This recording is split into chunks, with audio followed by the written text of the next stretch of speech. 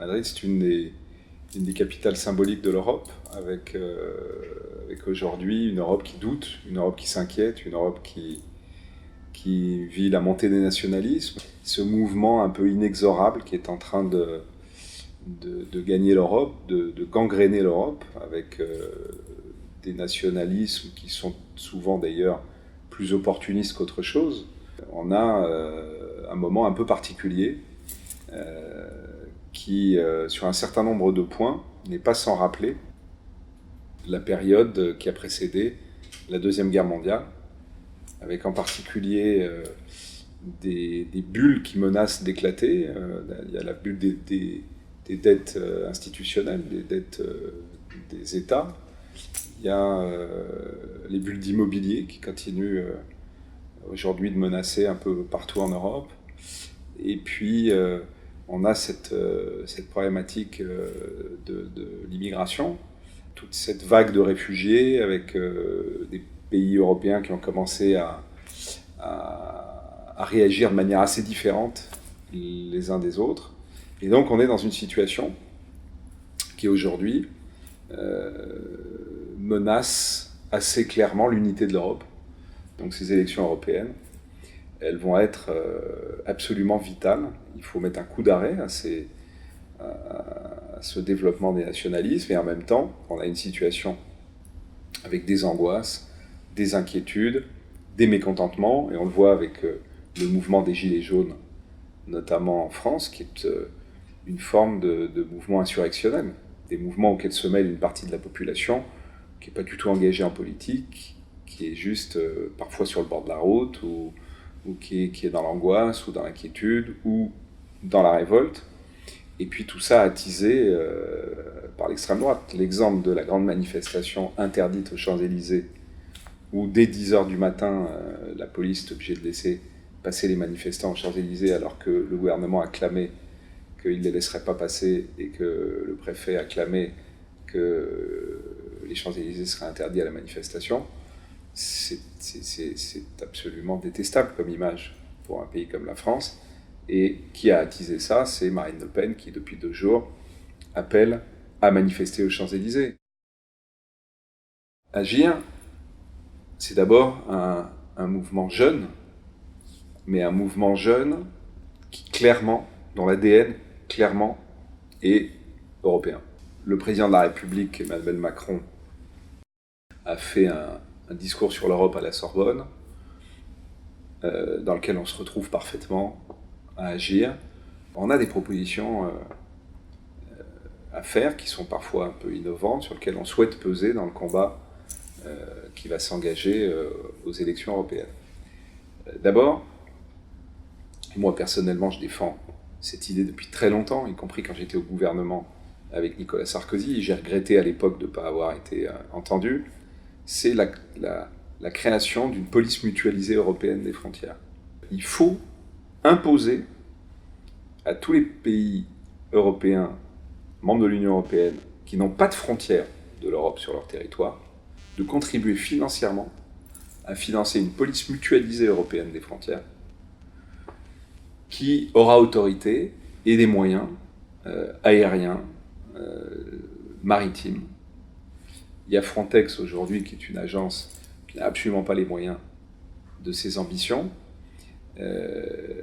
Et donc il faut cesser la folie de laisser à tel ou tel État européen la responsabilité de protéger les frontières de l'Europe qui sont sur son territoire.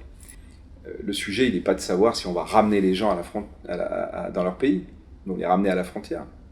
Le sujet est de ne pas faire rentrer les gens dans le territoire européen si on ne veut pas qu'ils rentrent. Donc il faut des systèmes de contrôle qui sont aux portes de l'Europe, des hotspots aux portes de l'Europe, qui soient organisés avec des moyens, avec des camps de réfugiés, qu'on puisse nourrir les gens, qu'on puisse éduquer les enfants, qu'on puisse, dans des conditions humaines, et qu'on puisse, de manière apaisée, tranquille, contrôler la situation des uns et des autres. Alors qu'aujourd'hui, vous avez des gens qui rentrent sur le territoire européen, qui débarquent ensuite dans nos différents pays, sans même qu'on connaisse leur nationalité.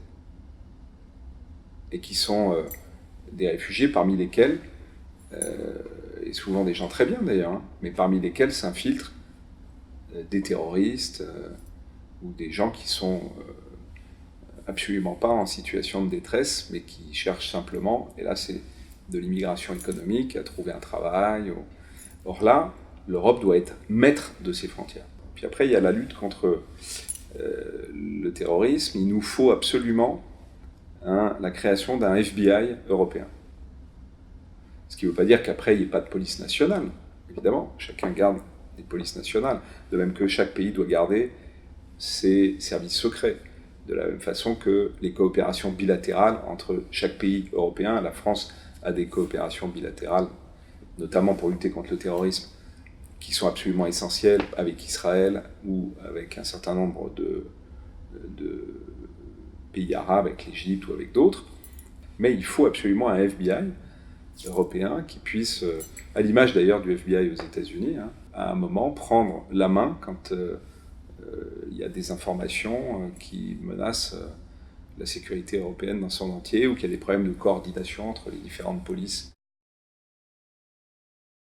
Là où avant les expatriés étaient dans des situations extrêmement protégées avec des contrats d'expats qui veillaient à leur assurer un logement, la scolarité des enfants, des revenus et leur permettant d'avoir un niveau de vie, on a quand même basculé dans un système complètement nouveau où les gens sont très majoritairement embauchés sur contrats locaux. Il n'y a plus du tout les mêmes avantages. Et donc, du coup, le rôle des autorités françaises dans la protection des citoyens doit apporter un soutien des services qui, malheureusement, plus les citoyens français en ont besoin à l'étranger, plus au contraire, on est en situation de recul. Et bon, la EFE avec le système scolaire en est un des exemples. Globalement, le système des lycées français à l'étranger sont des lycées privés. Ce sont des lycées qui ont tendance, et c'est un drame, plus la France se désengage financièrement du dispositif, soit du système des bourses, ou dans les investissements dans un certain nombre d'établissements. Et ces reculs font que de plus en plus d'établissements dans le monde entier commencent à enlever la bannière France, changent d'appellation, deviennent des lycées internationaux au lieu de rester des lycées français, tout simplement parce qu'ils finissent par ne plus avoir d'intérêt à subir toute la réglementation assez lourde de l'éducation nationale française qui s'impose à eux, et dans le même temps, à ne pas avoir les avantages financiers qu'il pouvait y avoir dans le passé, à être complètement imbriqué dans le système scolaire français. Et donc on a ce mouvement, qui est un mouvement inquiétant, et ce désengagement, avec en plus la EFE, qui est une structure où il y a beaucoup à dire sur les questions de fonctionnement, de gestion, et comme souvent on crée des monstres administratifs, alors qu'en réalité il y aurait besoin de beaucoup plus de souplesse. Moi je souhaite qu'on développe notamment tous les systèmes d'enseignement à distance. Il y a aujourd'hui une politique qui en matière d'accès à la scolarité pour les Français de l'étranger doit absolument évoluer. Plus on est loin de la France, plus on l'aime. Plus on est loin de la France, plus on s'intéresse à la politique française. Plus on est loin de la France, plus on est blessé quand on voit que la France, sur tel ou tel dossier, est humiliée.